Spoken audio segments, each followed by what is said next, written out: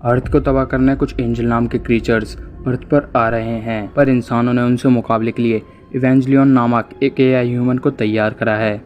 तो इस लड़ाई में एआई ह्यूमन इवेंजलियन या फिर एंजल की जीत होती है। उसे देखने के लिए आप वीडियो को एंड तक देखिए।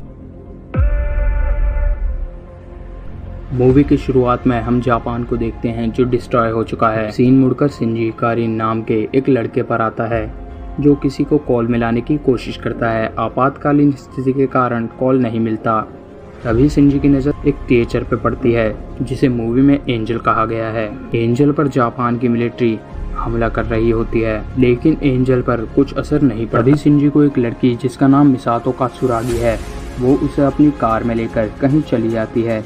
ये वही लड़की है जिसे शिंजी कुछ देर पहले कॉल करने की कोशिश कर रहा था। मिलिट्री अब अपने पावरफुल बॉम्ब N2 से एंजल पर हमला करती है, जिससे काफी बड़ा धमाका होता है, लेकिन एंजल फिर भी बच जाता है। मिसातो शिंजी को लेकर नर्व नाम के एक सीक्रेट मिलिट्री बेस में पहुंचती है, जहां हमें पता लगता है शिंजी इकारी के डैड गेंदो इकारी इस मिलिट्री बेस में काम करते हैं। अब मिसातो शिंजी को रित्सुको अकागी से मिलाती है, जो नर्व में प्रोजेक्ट ई की चीफ हैं। रित्सुको मिसातो और शिंजी को लेकर एक जगह जाती है जहां शिंजी के डैड गेंदो उसे इवेंजलियन का पायलट बनने को कहते हैं।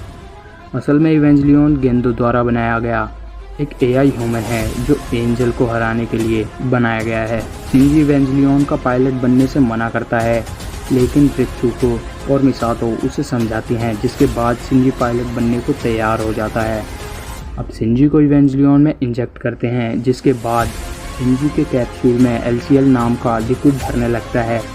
LCL वो लिक्विड है जिसमें इवेंजलियन का पायलट सांस ले सकता है ताकि इसे ऑक्सीजन की कमी ना हो, और LCL पायलट को इवेंजलियन से कनेक्ट होने में भी मदद करता है। अब एंजल नर्व हेडक्वार्टर के काफ़ी करीब आ जाता है, जिसके कारण नर्व का स्टाफ इवेंजलियन को लॉन्च करता है। अब इवेंजलियन और एंजल की लड़ाई होती है। शिंजी ने पहले कभी इवेंजलियन को नहीं चलाया था, इसलिए वो उसे सही से कंट्रोल नहीं कर पाता। एंजल इवेंजलियन के हेड को निशाना बनाता है, जिससे नर्व स्टाफ के पास से इवेंजलियन के सभी कंट्रोल हो जाते हैं।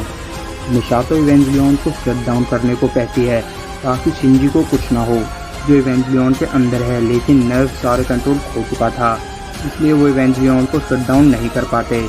अब इवेंजलियन फिर रीस्टार्ट होता है, मगर इस बार इवेंजलियन एंजल पर भारी पड़ता है। एंजल अपने आप को हारता देख सेल्फ डिस्ट्रक्शन कर लेता है, जिससे काफ़ी बड़ा धमाका होता है।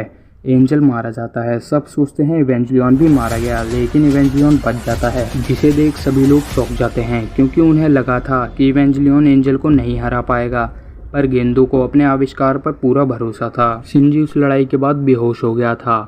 उसकी आँख नर्व के हॉस्पिटैलिटी रूम में खुलती है। अब शिंजी को मिसातो अपना रूममेट बनाती है, जिसके बाद वो उसे कुछ दिखाने ले जाती है। मिसातो शिंजी को लेकर उस जगह पहुंचती है जहां से टोक्यो सिटी क्लियर दिख रही थी। तभी टोक्यो के अंडरग्राउंड में से एक पूरी की पूरी सिटी बाहर आती है, जिसे एंजल के हमलों से बचने के लिए बनाया गया है। अगले दिन शिंजी स्कूल जाता है, जहाँ उसे रे नाम की लड़की दिखती है जिसे काफ़ी चोट लगी थी।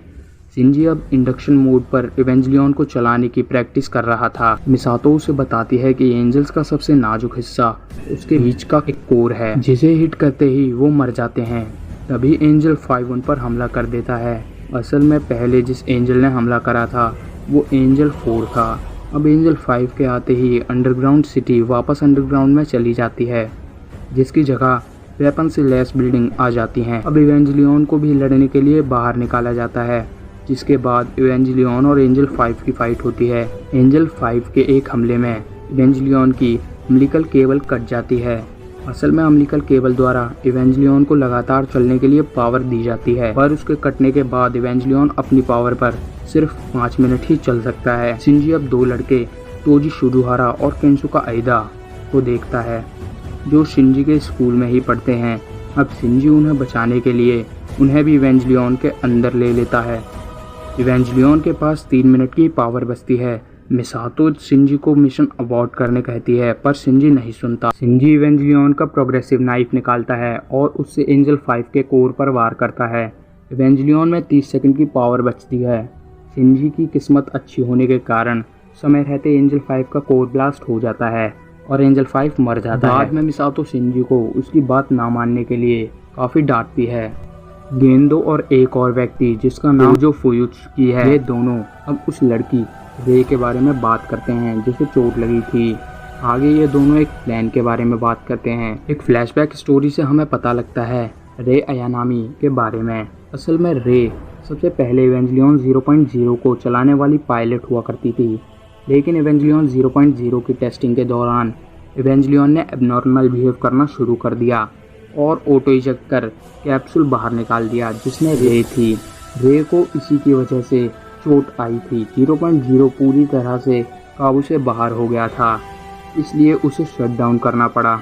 उसे ठीक कर लिया गया है और रे भी ठीक हो जाती है। इसके बाद 0.0 की फिर टेस्टिंग करी जा रही होती है। इवेंजलियन 1.0 जिसे शिंजी चलाता है, वो इवेंजलियन के अंदर से रे को देख रहा होता है, जहां शिंजी के डैड रे पर काफ़ी ध्यान देते हैं और उससे काफ़ी अच्छे से पेश आते हैं।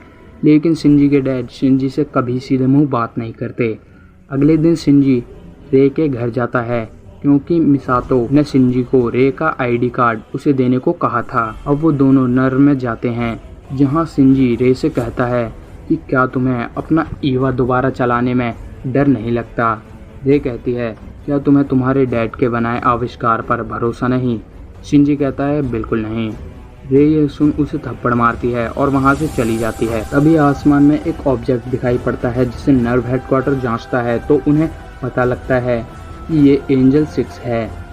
अब इवेंजलियन 1 को फिर लॉन्च करा जाता है, लेकिन एंजल 6 काफ़ी हाई एनर्जी के साथ ईवा 1 पे हमला करता है। शिंजी की हालत ख़राब हो रही होती है, तभी स्टाफ उसे सपोर्ट के लिए एक शील्ड खड़ी करता है। एंजल 6 अपनी फॉर्म बदलता है, जिसके बाद वो और तगड़ा हमला करता है जिसमें सपोर्ट शील्ड टूट जाती है। अब डायरेक्ट हमला ईवा पे होता है। शिंजी को काफ़ी तकलीफ हो रही होती है। ये देख मिसातो मिशन अबॉर्ट करवाने को कहती है, लेकिन शिंजी के डैड मिशन अबॉर्ट करने से मना करते हैं। जिसके बाद रित्सुको बताती है कि अगर पायलट को ईवा से बाहर निकाल दिया गया तो इवेंजलियन अपनी 80 शील्ड खो देगा। असल में 80 शील्ड इवेंजलियन की बॉडी की रक्षा करती है, तो अगर पायलट को बाहर निकाला तो हालत और ख़राब हो जाएंगे। अब मिसातो इमरजेंसी रिकवरी ड्रिल का फैसला करती है, जिससे इवेंजलियन के साथ वो पूरी बिल्डिंग लेकर अंडरग्राउंड में पहुंच जाते हैं। शिंजी की हालत काफ़ी गंभीर थी, इसलिए उसका तुरंत इमरजेंसी ट्रीटमेंट करना पड़ता है। एंजल 6 धरती के अंदर जा रहा होता है ताकि वो अंडरग्राउंड में बने नर्व हेडक्वार्टर को डायरेक्ट उड़ा दे। वहीं दूसरी ओर मिसातो, रित्सुको और बाकी लोग मिलकर उससे निपटने का प्लान बना रहे होते हैं। इनके 10 घंटे में एंजल 6 सभी शील्ड को तोड़ नर्व हेडक्वार्टर को उड़ा देगा। अब सभी मिलकर एक प्लान बनाते हैं एक पावर कैनन को चलाने का, जिसके लिए उन्हें पूरे शहर की इलेक्ट्रिसिटी का यूज करना पड़ेगा। इसलिए हर जगह पावर ब्लैकआउट की इंफॉर्मेशन दी जाती है। शिंजी की आंख फिर उस हॉस्पिटैलिटी रूम में खुलती है, जहां वो रे को अपने पास बैठा पाता है। रे उसे प्लान की इंफॉर्मेशन देती है, पर शिंजी ईवा 1.0 को पायलट करने से मना करता है।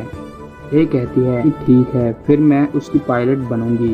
ये कहकर वो वहाँ से चली जाती है। सुपर कैनन तैयार था, लेकिन शिंजी ईवा को चलाने वहाँ नहीं पहुँचता। मिसातो शिंजी के पास जाती है और उससे पूछती है कि वो ईवा को क्यों नहीं चलाने आया। उसके बाद शिंजी कहता है कि उसे ईवा में बैठकर एंजल से लड़ने में डर लगता है।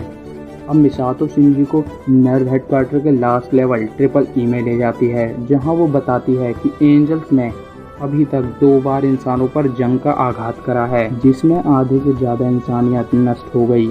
अगर तीसरी बार एंजल्स ने आघात करा तो इंसानियत का नामो निशान मिट जाएगा। अब मिसातो शिंजी को एक एंजल दिखाती है, जो एंजल 2 था, जिसका नाम लिलिथ होता है। जहां मिसातो बताती है कि लिलिथ वो एंजल है जिसने धरती को बनाया और यही धरती के अंत का कारण बनेगा, और इसलिए उन्हें इसे बचाना है, क्योंकि यही तीसरे हमले के लिए एक ट्रिगर का काम करेगा। शिंजी को ईवा में बैठ उसे बचाना है ताकि इंसानियत खत्म ना हो। शिंजी अब मान जाता है। इसके बाद रित्सुको शिंजी को प्लान बताती है कि पूरी पावर सप्लाई एक जगह से आएगी, जिस कारण इवेंजलियन 1 अपनी जगह से नहीं हिल सकता। इवेंजलियन 0 जिसकी पायलट रे है, वो ईवा 1 को प्रोटेक्ट करेगी। रित्सुको शिंजी से कहती है कि उसे एक ही बार करने का मौका मिलेगा। अगर उस हमले में एंजल 6 नहीं मरा तो दूसरा कोई रास्ता नहीं है बचने का। शहर में अब ब्लैकआउट होता है, घड़ी में 12 बज जाते हैं, जिसके बाद मिशन शुरू हो जाता है। नर्व एंजल 6 पर हमला कर उसे डिस्ट्रैक्ट करने की कोशिश करते हैं, लेकिन एंजल 6 सभी हमलों को नाकाम करता है। अब पावर कैनन चार्ज हो जाता है। शिनजी परफेक्ट टाइम पर एंजल 6 पर हमला करता है, लेकिन एंजल 6 बच जाता है, जिसके बाद एंजल 6 के खतरनाक हमले से शिनजी की हालत खराब हो जाती है। मगर शिनजी दोबारा लड़ने के लिए खड़ा होता है।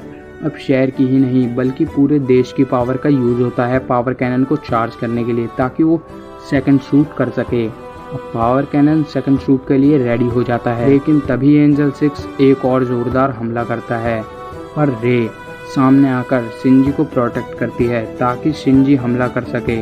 अब शिनजी फुल पावर में एंजल 6 के कोर पर वार कर उसे मार गिराता है। मूवी के अंत में एक लड़का एक बॉक्स से बाहर आता है, जिसके सामने हम एक एंजल टाइप क्रीचर को देखते हैं। पार्ट 1 यहीं एंड हो जाता है। एक्सप्लेनेशन अच्छी लगी तो सब्सक्राइब करना, और इस मूवी के सेकंड पार्ट 2.0 का लिंक मैं डिस्क्रिप्शन में दे दूंगा।